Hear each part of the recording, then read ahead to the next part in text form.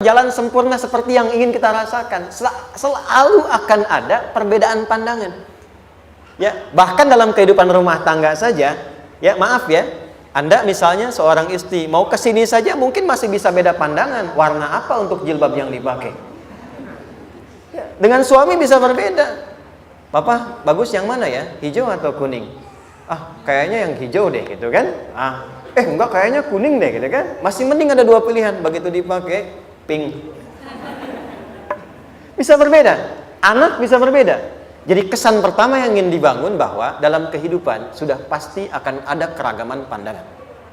Dan yang kedua, yang tidak normal, keragaman pandangan itu boleh jadi melahirkan tindakan-tindakan yang kontraproduktif. Mungkin akan mendapatkan celaan.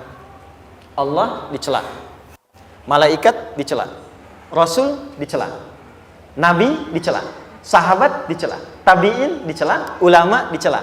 Kita siapa yang mungkin belum menjadi bagian dari orang-orang itu dan ingin bebas dari celaan? Itu mustahil. Jelas sampai sini? Jadi kalau mendapatkan celaan, berbahagialah, berarti kehidupan kita normal. Jelas? Pernah mendapatkan celaan dalam hidup? Halo? Pernah disoal oleh orang lain? Pernah direndahkan oleh orang lain? Nah, Allah tuh memberi kesan kepada kita, jangankan engkau, Rasul yang paling mulia saja pernah mendapati itu. Tapi bagaimana seni mendapatkan ketahanan sehingga dalam dicela pun tetap tenang, dalam disoal pun tetap hatinya nyaman. Karena ketenangan itu yang membawa pikiran tenang dan tindakan yang terukur. Dan kadang-kadang ketenangan itu lebih penting bahkan dibandingkan dengan harta yang berlimpah. Seringkali saya berikan perbandingan dari sejak dulu kita belajar kan. Coba pilih mana? Saya yakin masih konsisten. Pilih mana? Kaya tapi gelisah atau miskin tapi tenang? Tidak boleh ada pilihan ketiga, saya tahu itu. Kaya tapi gelisah atau miskin tapi tenang? Pilih mana? Ya, saya tahu lah. Kaya tapi tenang. Oke, di fase ini wahyu belum turun. Nabi sudah ngajar, turun wahyu, turun al-ala, turun beberapa surah. Tiba-tiba ada masa jeda, wahyu belum turun. Sepekan belum turun, sebulan belum turun. Disitulah muncul seakan ada amunisi bagi orang-orang yang tidak senang dengan Nabi, tidak senang dengan ajakan Nabi pada kebaikan. Ini poin yang kedua. Kalau Anda berbuat baik, pasti ada tantangan. Ingat ya, kalau Anda berbuat baik, apapun itu, pasti ada tantangan. Yang menguji konsistensi kebaikan itu apakah serius untuk dilakukan atau tidak. Maka mulai muncul tuduhan. Lihatlah Muhammad dari ditinggalkan sama Tuhannya. Itu Muhammad dah gila tuh, naik turun bukit, naik turun lagi, kayak orang bengong. Muhammad udah ada beban di pundaknya. Jangankan umatnya, Rasulnya saja yang mengklaim Rasul punya masalah katanya, ya kan? Dan ditinggalkan Tuhannya, kok masih mau ikut Muhammad? Maka dalam keadaan itulah kemudian ditunggu, naik turun, turunlah kemudian dua surah sekaligus, surah 93, surah 94, yaitu surah Ad-Duha dan Al-Insyirah.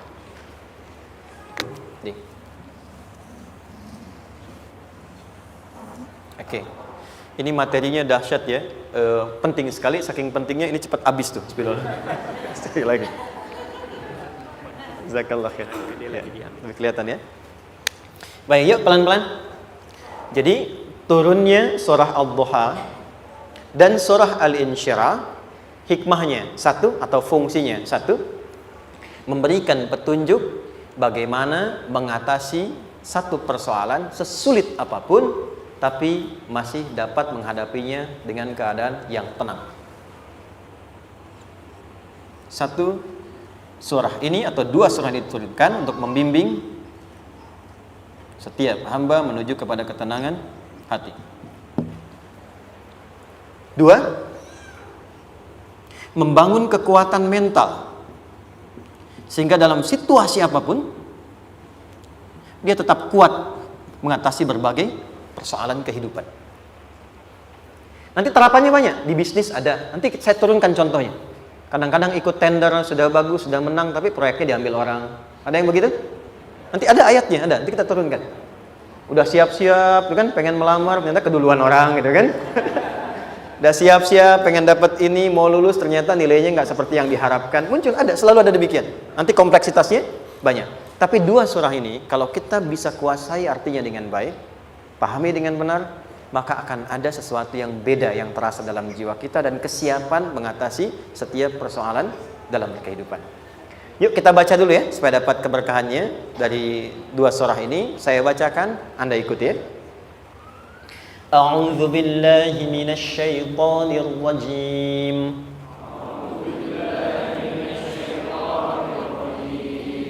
Bismillahirrahmanirrahim. Wadduha wal-laili idza saja ma wadda'aka rabbuka wa ma qala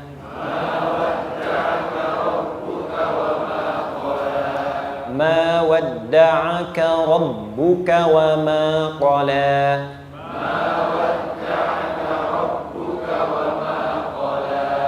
walal akhiratu khairul laka minal ula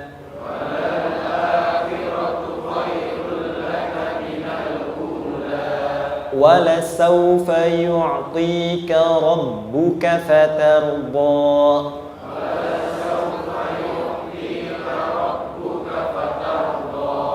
alam yajidka yatiman fa'awa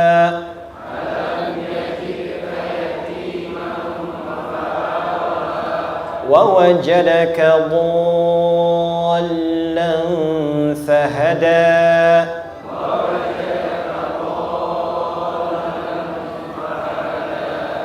ووجدك عائلا فأغنى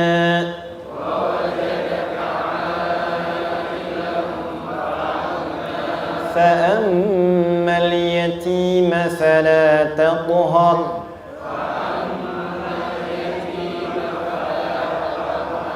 وأما السائل فلا تنهر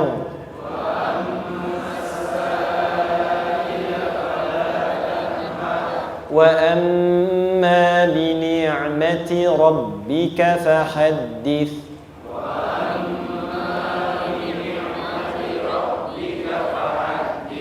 Baik, satu surah dua, alhamdulillah. Izin saya bacakan tadi untuk diikuti supaya setidaknya kalau kita pulang dan ditanya bagaimana hidupmu engkau jalani, seperti apa engkau berinteraksi dengan Quran yang telah aku turunkan, maka kita pernah menjawab, ya Allah kami pernah baca akan itu. Jangan pernah kita berkehidupan sampai wafat dan tidak pernah berinteraksi dengan Quran walaupun sekedar membacanya. Wadduha, aku bersumpah, setiap huruf waw yang berada di awal kalimat di satu surah itu makna utamanya berarti sumpah. Ya, qasam, sumpah. Seringkali diartikan demi, ya. Wal asri, demi masa. Wal fajri, demi waktu fajar. Wal laili, demi malam. Intinya sumpah. Sebentar, pelan-pelan. Kalau Allah menyampaikan sesuatu kepada kita, yakin tidak? Saya ulang, yakin tidak? Serius? Hah? Kalau yakin, kenapa tidak dilakukan?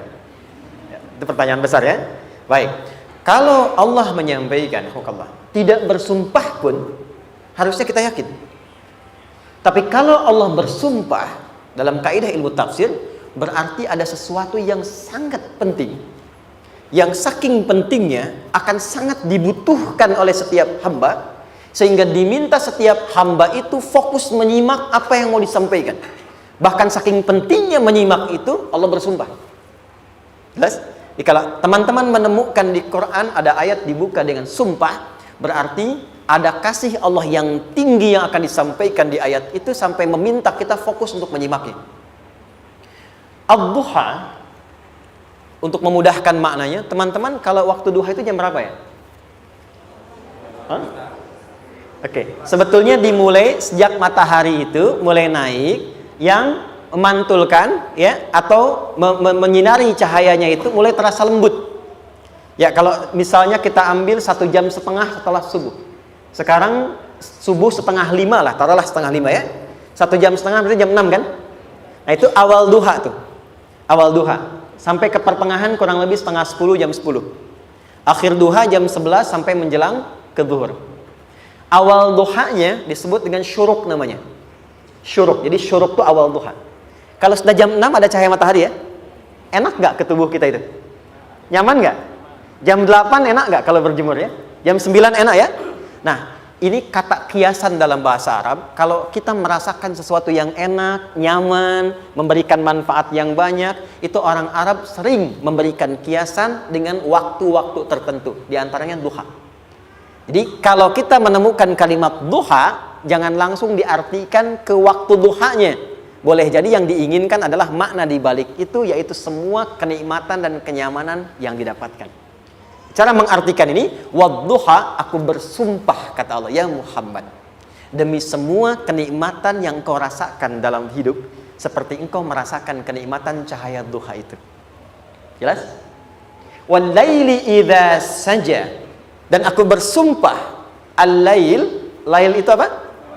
Malam. Baik, lail turunannya, layali jamaknya, lela, lili, lala, itu malam.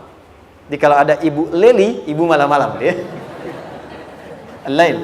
Oke. Lail itu malam. Malam gelap nggak?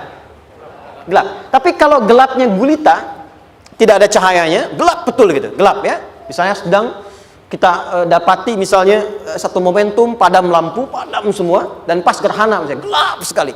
Nah itu bahasa Arabnya disebut dengan saja namanya. Ya, saja. Wal laili idza saja. Dan malam apabila telah gulita, zaman Nabi kan gak ada lampu ya, belum ada PLN ya, dan seterusnya, jadi gelapnya betul-betul gelap. Saya mau tanya sebentar, biasanya kalau situasi gelap itu mudah nggak menemukan benda tertentu? Melangkah mudah atau sulit? Tidak mudah untuk dilakukan kan? Dalam bahasa Arab, kalau kita ingin mengungkapkan satu kegamangan yang luar biasa, sampai kita merasakan gelap dan sulit melangkah, bukan hanya karena nggak ada cahaya, mungkin karena ada pekerjaan tertentu yang menyulitkan, masalah tertentu yang menyulitkan, sehingga merasa seakan-akan kita tuh gelap. Makan nggak enak, melangkah susah. Pernah nggak merasakan situasi yang saking beratnya satu beban itu seakan-akan makan nggak mau, melangkahnya berat, ada vertigo, kadang-kadang pusing. Pernah merasakan itu? Itu bahasa Arabnya, wal-laili idza saja. Perhatikan kalimatnya, ya Muhammad sallallahu alaihi wasallam, aku bersumpah demi semua kebahagiaan dan kenikmatan yang engkau pernah raih seperti merasakan kenikmatan cahaya duha. Dan mungkin persoalan hidup yang pelik yang membuat engkau merasakan kesulitan seakan-akan merasa di suasana gelap yang gulita. Ma wadda'aka rabbuka wa ma qala. Tanamkan dalam jiwamu yang paling dalam, aku tidak akan pernah meninggalkanmu. Ada suami pulang dari pekerjaan, mendapati istri sedang termenung dan mengalir air matanya. Tiba-tiba suaminya datang mengatakan, hangat sekali pada istrinya, di sampingnya membelainya dan mengatakan, "Ma, demi semua suka yang pernah kita lalui bersama, dan demi duka yang mengalirkan air matamu saat ini pun, tanamkan dalam hatimu yang paling dalam, Papa akan selalu bersama Mama dalam setiap situasi itu." Kira-kira para ibu merasakan itu bagaimana perasaannya? Masa sih? Tapi itu menarik loh. Menarik ya. Jadi kalau teman-teman ngaji surat Yusuf, di surat Yusuf itu laki-laki diilustrasikan dengan matahari, perempuan diilustrasikan dengan rembulan. Ya. Inni ra'aitu ahada asyara kaukaba wasyamsa wal qamara ra'aituhum li sajidin. Ayah, aku melihat bulan dan matahari serta 11 gemintang sujud hormat kepadaku. Jadi matahari diartikan itu sebagai laki-laki, suami, ayah. Kenapa disebut matahari? Diilustrasikannya, matahari itu kan menyengat dengan kuat. Kalau kita menjemur, mengeringkan pakaian, melindungi. Tipikal suami itu melindungi. Ada yang ganggu istri, sengat dengan kuat. Ada air mata yang mengalir, hei, keringkan itu sehingga tidak larut air mata mengalir di pipinya. Itu matahari. Sebaliknya rembulan. Rembulan itu kan enak dipandang, bukan bulannya ya, bukan bulannya. Kalau bulannya kan desainnya nggak sempurna, baik terlihat. Tapi cahaya rembulannya tampil dengan indah, tampil dengan baik, enak dipandang, menenangkan, dan tidak tertukar. Jangan sampai ada istri jadi matahari, suami jadi rembulan. Jelas ya? Dengan kekuatan bulan aku menghukummu, ya kan? Itu salah. Oke. Tahan sampai sini, tahan. Lihat baik-baik. Saya berhenti sampai sini dulu. Kalau di Quran ada ayat menyebutkan, tidak spesifik orang yang disebutkan dan kapan kejadiannya, maka peristiwa itu akan terjadi dan dialami oleh kemungkinan generasi berbeda di setiap masa dengan tokoh berbeda tapi perasaan yang serupa. Sebaliknya, kalau disebutkan namanya, jelas identitasnya, kapan kejadiannya, maka peristiwa itu hanya akan menimpa orang tersebut dan tidak akan dialami lagi orang lain setelahnya. Saya tanya dulu yang akhwat, yang perempuan, kenal Maryam? Kenal, bagus. Kenal di mana? Maryam anaknya Imran, mengandung, melahirkan Isa alaihissalam, Yesus, Mesias, tanpa disentuh laki-laki manapun. Dan di Quran identitasnya disebutkan langsung, Maryam binti Imran, wa Maryam ibnata Imran. Ini menunjukkan kesan bahwa yang mengandung dan melahirkan tanpa disentuh laki-laki manapun, itu hanya Maryam anaknya Imran. Ingat ya, mengandung, melahirkan tanpa disentuh laki-laki manapun. Bukan mengandung, melahirkan tanpa suami, kalau itu banyak dia. Ya, mengandung, melahirkan tanpa disentuh laki-laki manapun. Hanya Maryam binti Imran. Tapi kalau nggak disebutkan siapa orangnya, kapan kejadiannya, tidak detail disebutkan, ini artinya situasi itu akan dialami kembali oleh orang di masa depan dengan generasi yang berbeda tapi substansi yang sama. Pertanyaannya, pernahkah kita mengalami situasi yang sulit sampai seakan merasa gelap? Nah, baik, maka adab yang pertama, jika mengalami situasi seberat apapun dalam berkehidupan, maka dekati Allah Subhanahu wa ta'ala. Ini awalnya, dekati Allah. Apalagi kalau ada yang mengatakan ini nggak mungkin, ini nggak akan terjadi, ini nggak bisa. Kalau sudah ada tanda seperti itu tanda langsung dari Allah supaya Anda diminta langsung mendekat kepada Allah dan tinggalkan semua makhluk. Karena Allah hanya akan mengabulkan langsung kepada Anda tanpa perantara siapapun. Itu yang terjadi pada Nabi Zakaria. Ini nggak mungkin, ini mustahil. Maka beliau langsung memohon kepada Allah dan langsung menyebutkan, ya Allah, saya minta darimu saja, tidak dari yang lain. Maka dikabulkan seketika. Jadi yang pertama, jika punya kesulitan sebesar apapun, seberat apapun, cepat dekati Allah. Maka di situ akan dijawab langsung oleh Allah, ma wadda'aka rabbuka wa ma qala. Hambaku, sepanjang engkau mendekat kepadaku, maka yakinkan dalam dirimu, situasi apapun yang kau rasakan, aku tidak akan pernah meninggalkanmu. Sudah? Satu? Paham sampai sini? Oke. Pelan-pelan ya.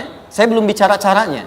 Saya baru bicara di awal motivasinya. Dekati Allah dulu, nanti caranya didetilkan di surah Al-Insyirah.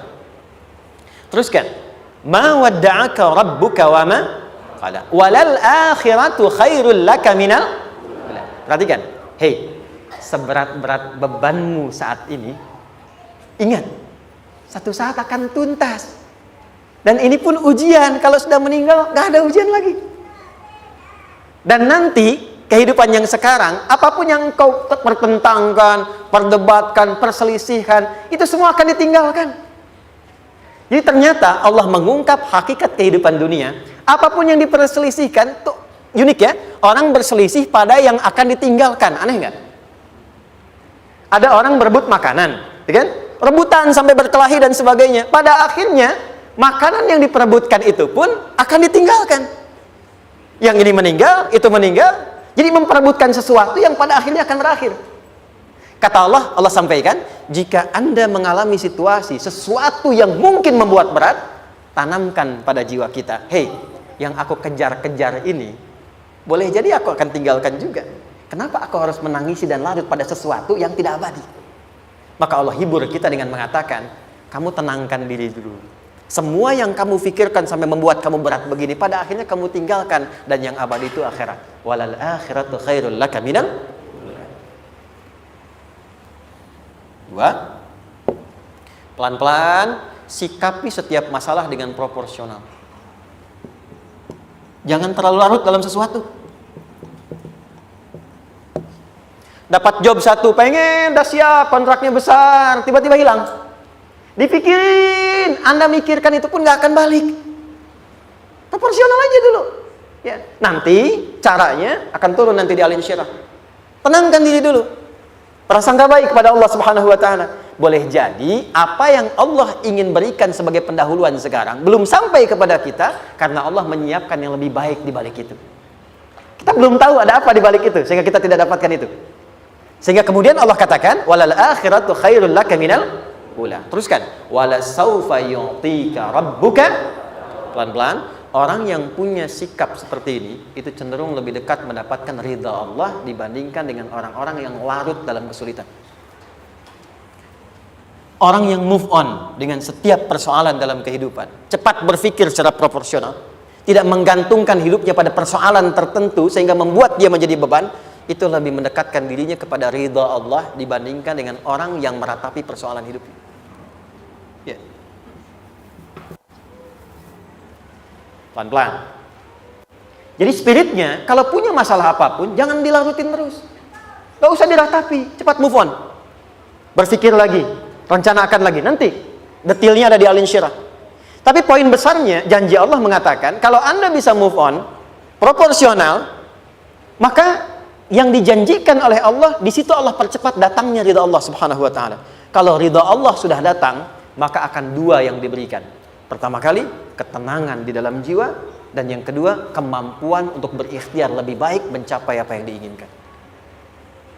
Satu, kalau ridha Allah sudah diberikan pada seorang hamba, yang pertama diberikan ketenangan dalam jiwa. Bukan dunianya dulu. Bukan apa yang Anda ingin harapkan dulu. Pengen sesuatu, ya, pengen materi, pengen kedudukan, pengen lulus anaknya ujian, ya kan? Tiba-tiba terjadi sesuatu, diratapin, alih-alih meratap, alih-alih membuat status, alih-alih menyulitkan diri, kata Allah, terima dulu proporsional. Setelah itu dekatkan diri kepada Allah, turun ridha Allah, begitu turun yang pertama diberikan ketenangan kepada hati. Tenang dulu. Kalau sudah tenang, nanti dibimbing menyelesaikan apa yang sedang dihadapi itu. Itu poin yang ketiga. Pelan-pelan. 4. Kita masuk ke detail sekarang. Perhatikan baik-baik. Ini yang paling menarik. Alam yajidka yatiman fa'awa. Muhammad SAW, bukankah dulu engkau yatim? Punya banyak masalah? Aku selesaikan juga. Ayahmu meninggal sebelum lahir, ada ibu. Ibu meninggal, ada kakek. Kakek meninggal, ada paman. Ya kan? Ada teman yang menemani Sayyidah Khadijah. Teman yang setia. Semua kebutuhan tersedia. Artinya Pak, perhatikan baik-baik. Kalau Anda punya masalah sekarang, jangan sampai melupakan yang dulu-dulu pun pernah tuntas Allah selesaikan. Jadi kalau sekarang sedang punya persoalan, jangan sampai satu masalah ini membuat Anda kehilangan harapan dan kehidupan. Sementara Anda sadar, dulu pun banyak masalah kok selesai juga. Kenapa dengan yang satu ini kita harus jatuh? Sekarang usia berapa? 20, 30, 40, 50. Sekarang usia 50 tahun, ada masalah, baru 5 menit datang sudah merasa jatuh. Yang 50 tahun ke belakang yang banyak selesai itu kita nilai atau tidak? Maka kata Allah, seperti yang dulu pernah aku selesaikan ribuan masalah itu, yang sekarang pun mudah aku tuntaskan. Jelas? Nah, secara psikologi, orang-orang yang selalu bertindak seperti itu akan selalu punya harapan lebih tinggi untuk menyelesaikan persoalannya. Jadi kalau sedang punya masalah, pikirkan yang dulu juga selesai, masa yang sekarang nggak selesai. Itu prinsipnya. Secara psikologis demikian. Jelas ya? Oke. Wa wajadaka dhallan fahada. Muhammad, dulu engkau pernah mengalami melihat masyarakat banyak berbuat yang tidak baik, aku berikan petunjuk. Kuncinya fahada di situ. Orang yang punya motivasi kuat dan keyakinan untuk bisa menyelesaikan persoalannya, maka dia akan lebih cepat mendapatkan petunjuk Allah untuk mendapatkan solusi terbaik. Ada sini. Saya agak cepat ya, mohon izin. Wa wajadaka 'ailan fa'aghna. Bahkan, maaf, bukan sekedar selesai. Kalau perlu saya bikin kaya, kata Allah. Aghna itu kalau ilmunya luas. Kalau harta, hartanya banyak. Kalau kedudukan, kedudukannya tinggi. Hei, engkau yang sedang mengejar kedudukan, aku tahan sebentar karena ada yang gak bagus untukmu di sini. Tapi kalau kamu terima, aku angkat itu lebih daripada apa yang kamu harapkan. Kamu pengennya bintang 2, aku naikkan sampai bintang 4. Kalau perlu 5 sekalian. Hei, kamu yang ingin kampus di sini, aku tahan, bahasa kamu nggak lulus, kamu nangis, kamu mengadu, kamu datang pada orang tuamu. Orang tua mulai protes, mulai curhat macam-macam, terima dulu. Mungkin di sini ada yang tidak baik seperti doa ibumu yang sering memohon, ya Allah, jangan sampai anakku berbuat yang salah, jangan sampai terjebak narkoba, jangan sampai terbawa tawuran. Di sini ada yang kurang tepat untukmu. Kalau kamu ridha, kamu terima, kamu proporsional, bahkan aku pindahkan ke kampus yang lebih baik yang tidak kamu bayangkan sebelumnya. Di orang-orang yang selalu menerima apa yang Allah ujikan dan ridha dengan itu, maka Allah akan angkat derajatnya bahkan melebihi ekspektasi dirinya. Paham? Kalau sudah seperti itu, maka lihat ujung ayatnya. Lihat ujung ayatnya. Fa'ammal yatima fala taqhar. Maka jangan pelit berbagi kepada orang lain.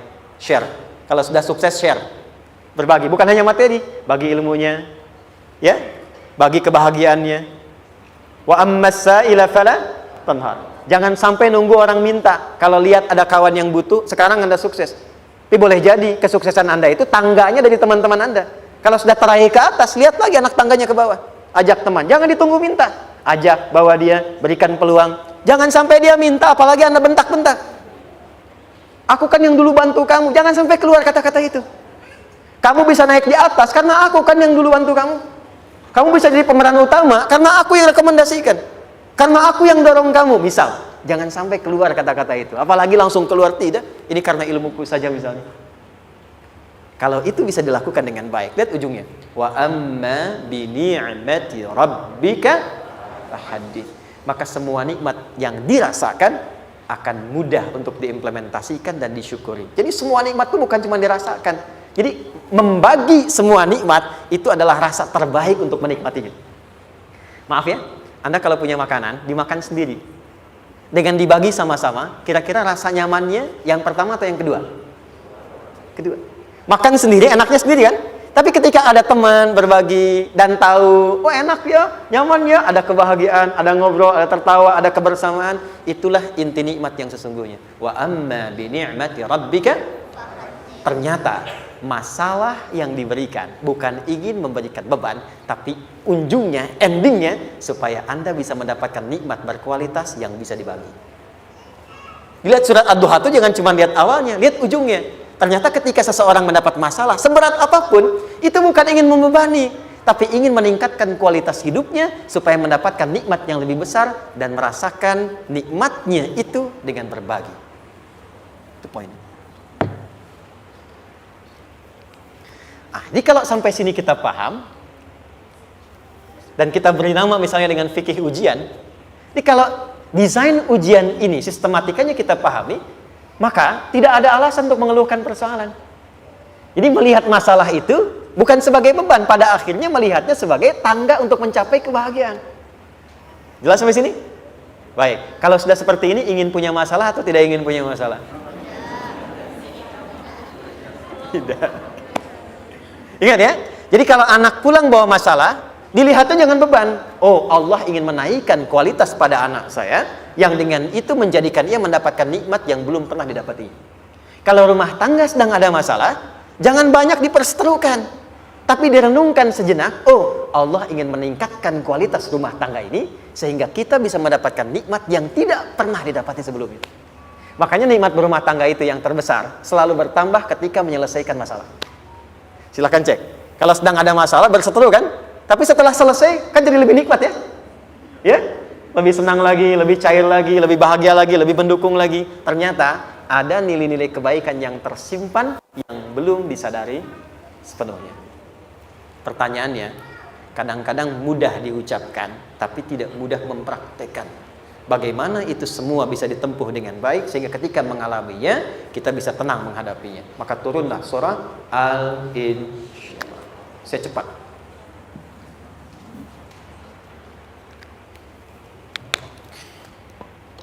Teman-teman, ini apa? Kelas ya? Baik, pelan-pelan sedikit. Kira-kira volumenya besar kecil? Kecil ya? Baik. Kalau saya bandingkan dengan gayung, volumenya besar mana? Gayung ya? Baik. Kalau ini saya perlebar, sehingga bisa memasukkan apapun ke dalamnya, itu bahasa Arabnya disebut dengan insyirah namanya. Jelas? Meluaskan sesuatu sehingga terlihat lapang, sehingga memudahkan setiap hal masuk ke dalamnya. Itu insyirah namanya. Surah ini diberi nama dengan surah Al-Insyirah, yang berarti sesuatu yang lapang, yang tenang, yang nyaman. Yang diharapkan dengan keadaan hati yang lapang, nyaman, tenang itu, segala persoalan yang dihadapi dalam kehidupan akan mudah diterima dan tidak berdampak besar dalam menyikapinya.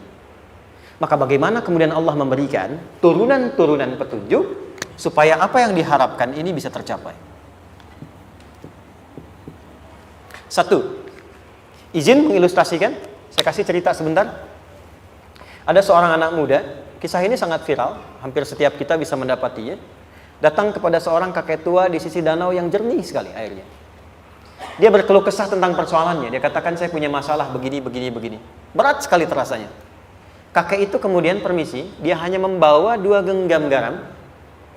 Kemudian beliau bawa 1 gelas, ilustrasinya seperti ini. Dimasukkanlah kemudian garam itu ke gelas itu. Lalu diambil 1 gelas air yang jernih tadi dengan garam segenggam. Kata beliau, minum. Pemuda itu mengatakan, wah asin, minum aja dulu. Lalu ketika diminum, langsung ditumpahkan. Dia muntahkan asin katanya. Lalu setelah itu kakek yang tadi melepaskan segenggam sisanya, dilempar ke danau tadi yang luas. Lalu diambil lagi dengan gelas yang sama. Sekarang minum. Bagaimana rasanya? Segar, enak, nyaman. Itulah hatimu. Kalau hatimu sempit sesempit gelas ini, maka masalah sekecil apapun akan selalu menghadirkan kesulitan seperti engkau menelan garam tadi. Tapi kalau hatimu luas, sebesar apapun masalah, tidak akan pernah berdampak pada dirimu kecuali engkau mampu menyusun rencana untuk mengatasinya. Kelapangan hati yang membuat diri kita mampu menerima persoalan apapun, itu yang disebut dengan insyirah. Makanya dulu tahun 90-an ada sinetron Hati Seluas Samudra gitu ya. Saya pernah tahu itu. Sama anaknya diapa-apain juga, masih aja ya menerima gitu. Dulu siapa ya? Jeremy Thomas dan lain-lain ya. Saya kira ada itu. Ya, saya kira itu ya. Saya pernah lihat sejenak ya. Saya jarang-jarang nonton itu. Pernah lihat aja. Saya senang riset. Jadi kalau riset itu ada riset dakwah, ada riset materi. Saya teman-teman yang musik gitu ya. Saya tidak terlalu dekat dengan musik karena saya di Quran gitu. Tapi untuk mengetahui hukum musik itu bagaimana, saya riset. Sampai ke notasi saya tahu. C, D, F, G, A, B, C, G, A, B, C, D, F, G, D, F, G, A, B, C, D, A, B, C, D, F, G, A, F, G, A, B, C, D, E, B, C, D, E, F, G, Ais, B, F, G, Ais, B, C, D, Ais, Fis, C, D, Ais, B, G, Ais, B, Cis, gitu kan ya? Ya, tapi kalau diminta piano, gitar, ini saya nggak bisa. Ya, tapi untuk menentukan hukum, nah kita bisa paham gitu. Misalnya boleh nggak baca Quran pakai langgam Jawa gitu kan? Nah hukumnya apa? Nanti dari teori itu muncul. Ya, paham ya? Nah, oke, balik sini. Perhatikan baik-baik. 1, saya agak cepat. Ini ditafsir langsung turun Al-Insyirah. Yang pertama, alam nashrah laka sadrak wa wada'na anka wizrak alladhi anqadha dhahrak. Tahan sampai sini dulu, 3 ayat. Saya mulai dari ayat kedua dan ketiga. Perhatikan baik-baik. Wa wada'na anka wizrak alladhi anqadha dhahrak. Artinya apa? Artinya satu beban yang diletakkan di pundak yang berpengaruh kepada semua bagian tubuh. Kita pernah melakukan atau melihat yang angkat beban ya? Beban kan semakin berat diangkat, semakin terasa ke bagian-bagian tubuh ya, ke semuanya. Nah, itu namanya wizrak alladzi anqadha dhahrak. Beban yang dipikul yang berat sekali sampai semua merasa. Makanya jadi satu ungkapan dengan mengatakan dia sedang memikul beban yang sangat berat. Sampai kepalanya pusing, tidur nggak nyaman, miring kanan, miring kiri. Itu namanya ya alladzi anqadha dhahrak. 1. Saya percepat, akan ada satu masa dalam hidup setiap hamba merasakan satu persoalan yang seakan-akan beban berat yang dipikul sampai merasa kesulitan dari ujung kepala sampai ujung kaki. Siapapun itu. Jujur ya, setiap kita tanyakan pada diri sendiri. Setiap kita yang ada di sini, saya yakin pasti pernah atau bahkan akan mengalami satu peristiwa yang merasakan beban berat sampai seakan-akan ujung kepala sampai ujung kaki merasakan sakitnya. Ada yang sudah mengalami atau bahkan nanti akan ada yang melalui. Perhatikan baik-baik. Teruskan ayatnya. Wa rafa'na laka. Perhatikan. Kalau ada yang sedang merasakan itu, yakinlah kata Allah, pada saat itu sesungguhnya Allah sedang mengangkat derajatnya dan meningkatkan kualitas hidupnya untuk mencapai sesuatu yang istimewa yang belum pernah diraihnya. Dari sini kita buat persamaan. Ujian, perhatikan, berbanding lurus dengan harapan, banding lurus dengan solusi nanti pada akhirnya. Fokus. Lulus di sini, insya Allah setiap persoalan akan lebih mudah untuk diatasi. Ujian, seberat apapun yang sedang kita alami, tidak akan pernah diberikan kepada kita oleh Allah, kecuali ternyata hikmahnya untuk mengabulkan harapan-harapan besar yang sebetulnya kita mintakan. Jujur ya, setiap kita kan sering punya permohonan ya, sering berdoa ya. Ya Allah minta ini, minta itu, minta ini, minta itu, gitu kan? Nah, cara Allah mengabulkan harapan kita itu, yang pertama, jalurnya lewat ujian. Karena semua kesuksesan itu, desain dasarnya adalah melewati ujian. Coba, anak-anak kita yang sedang sekolah itu, apa mungkin diwisuda dengan penuh kebahagiaan kalau nggak mengalami ujian? Lewat ujian dulu kan? Dia belajar dulu, ujian dulu, ngatasin soal dulu, lulus, baru wisuda. Apakah mungkin akan dapat IPK 4 yang diharapkan kalau tidak mengalami ujian? Belajar dulu, ya kan? Ada waktu, sempat dia bangun malam, siang, dan seterusnya, belajar, keringat, dan sebagainya, baru bahagia kan? Dan ternyata belajar itu untuk diwisuda. Sebab kalau kita tidak belajar, mustahil dapat wisuda. Kalau tidak lewat ujian, mustahil dapat ijazah. Karena ternyata harapan itu, hukum dasarnya dalam berkehidupan, bisa diraih dengan melewati ujian. Ini poinnya. Jadi mohon, kalau sedang mengalami sebuah peristiwa dan kita harus menghadapi itu, coba renungkan, sebetulnya pernah berdoa apa sampai kita mengalami itu, sehingga dengan jalan itulah sebetulnya Allah ingin mengabulkan harapan yang dulu pernah kita mintakan. Jelas? Oke, satu. Yuk turunkan rumusnya pelan-pelan. Quran surah kedua ayat 286. Ini kesini dulu, baru nanti kita balik lagi. 2 Al-Baqarah ayat 286. La yukallifullahu nafsan illa usaha. Tahan sampai sini. Lihat baik-baik. Hukum yang pertama. Hukum pertama. Allah tidak mungkin menguji seorang hamba di luar batas kemampuannya. Di kaidah yang pertama tadi, kalau kita sedang diuji, sebetulnya ada harapan dan doa yang pernah kita mohonkan dan Allah ingin mengabulkan itu, jalan pertama adalah ujian. Tapi adilnya Allah, tidak akan pernah kita diuji kecuali sesuai dengan kemampuan kita. Jadi kalau nggak mampu, nggak mungkin diberikan ujian. Ingat ya, kalau tidak mampu, tidak mungkin diberikan ujian. Artinya harapan yang kita mohonkan pun akan sesuai dengan kemampuan kita. Jadi kalau kita minta sesuatu nggak mungkin bisa menggunakannya, nggak akan dikasih. Nah, balik ke sini untuk memberikan ketenangan kepada hati kita. Kalau sedang menerima persoalan, setelah kita mengatakan, oh ini mungkin ada harapan yang ingin saya dapatkan, jalannya lewat sini. Untuk memberikan ketenangan kepada hati, begitu persoalannya tiba, langsung katakan pada diri kita, saya pasti bisa menjalaninya. Mustahil saya diuji kalau nggak mampu menjalaninya. Itu bahasa singkatnya. Ingat ya? Kalau ingin mudah menyelesaikan persoalan, kata Quran, setiap ada ujian, langsung katakan pada hati kita, insya Allah bisa. Gak mungkin saya diuji kalau saya gak sanggup. Jelas? Dan tanamkan itu pada hati yang paling dalam. Ini gak mudah. Kalau cuma disimpan di pikiran, jadi beban. Tapi kalau Anda tanamkan dalam hati, seberat apapun masalahnya, pasti saya sanggup. Pasti saya bisa. Pernah lihat dulu ada acara 90-an Benteng Hattori? Oke? Benteng Takeshi ya? Takeshi ya? Gitu kan? Artinya kan bisa jawab ya. Kita tahu Ninja Hattori mendaki gunung, lewati lembah ya tahu ya. Son Goku, Son Gohan, apa? Saya tahu itu. Son Goku, Kamehameha, Piccolo itu yang nulisnya Suzuki Watanabe, saya tahu itu. Benteng Hattori, balik lagi ya. Benteng Takeshi ya.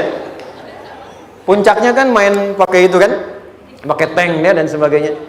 Tapi pernah ingat gak satu episodenya itu? Begitu akan bertarung, kan selalu ada motivator di sampingnya itu mengatakan, ayo kamu bisa, gitu kan? Tuhan namanya. Dia nggak ngaji Quran tuh. Kita punya ayatnya. Pernah nggak? Buka lagi ya dulu ya. Oke. Korea, kenapa bisa nyusul Jepang? Salah satunya, waktu Jepang itu maju, setiap di Korea itu ditanamkan dari mulai anak-anak TK-nya. Kita harus daripada Jepang, harus lebih daripada Jepang, harus lebih daripada Jepang. Sejak anak-anaknya TK. Sejak anak-anaknya TK. Itu ditanamkan betul. Kita bisa, kita dari TK. Sehingga ketika di sana bikin Honda, sini Hyundai. Hyundai kan dibacanya Hyundai, ya kan? Sana Honda, sini Hyundai gitu. Di apapun yang dibuat Jepang, Korea harus lebih unggul. Itu ditanamkan dari awal. Bisa, bisa, bisa. Kita itu sekarang punya ayatnya. Jadi kalau sedang punya masalah seberat apapun, katakan pada diri kita, insya Allah bisa. Gak mungkin diuji kalau nggak sanggup. Bisa insya Allah. Bisa. Kenapa mah? Bisa. Jelas? Oke, sudah di situ teruskan, lanjutkan. Warafa'na laka dzikra. Teruskan. Fa inna ma'al usri. Nah, ini poin terbesarnya. Fa inna ma'al usri yusra. Fa huruf yang menunjukkan sesuatu berlangsung dengan cepat. Inna di ilmu nahwunya berbunyi begini, di gramatikal bahasa Arab. Harfun nasbin wa taukidin. Tansibul isma wa tarfa'ul khabara. Mabniyun 'alal fathi la mahalla lahu minal i'rabi. Paham? Tidak.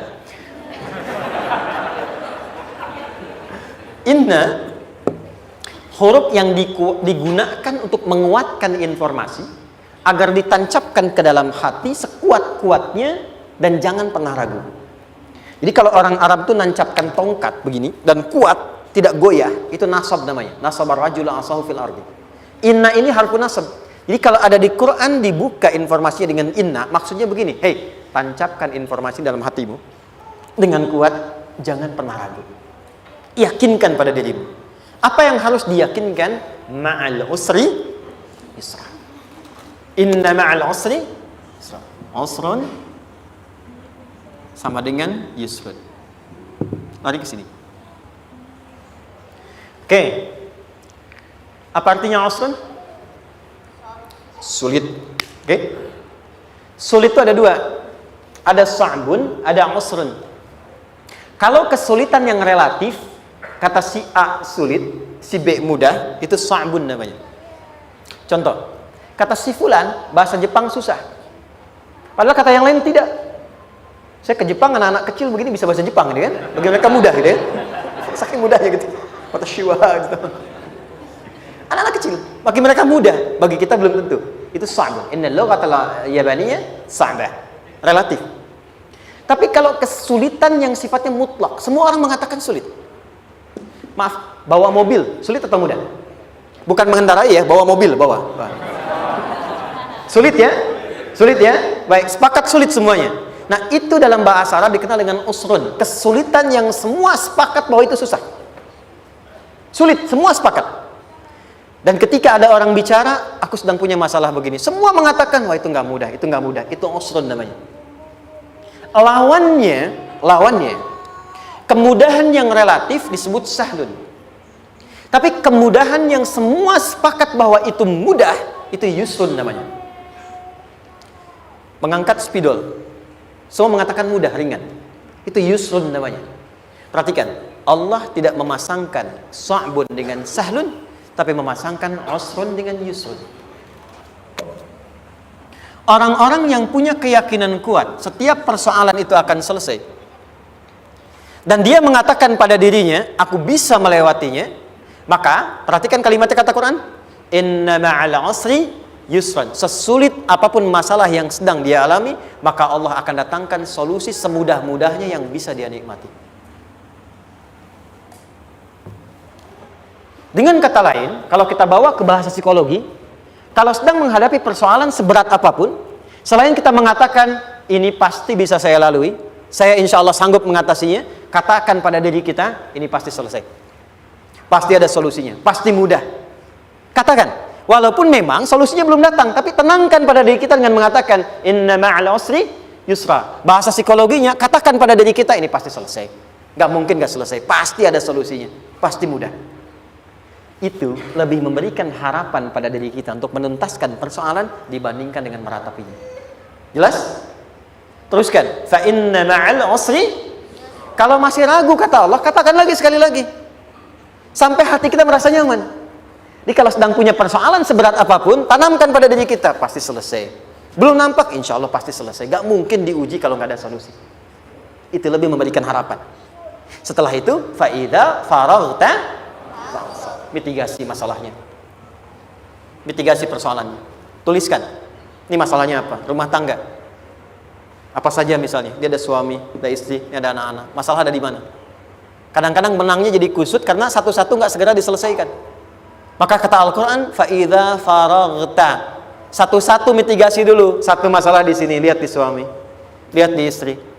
Kalau pekerjaan, masalahnya apa? Sebelum bercabang kemana-mana, petakan. Apakah rekanannya? Apakah relasinya? Apakah kemampuannya? Apakah manajerialnya? Apakah marketingnya? Mitigasi, kotaki semua, selesaikan satu-satu. Setelah itu, apa yang dilakukan? Wa ila rabbika, tawakal sepenuhnya kepada Allah untuk menentukan hasilnya. Tawakal itu yang paling mahal.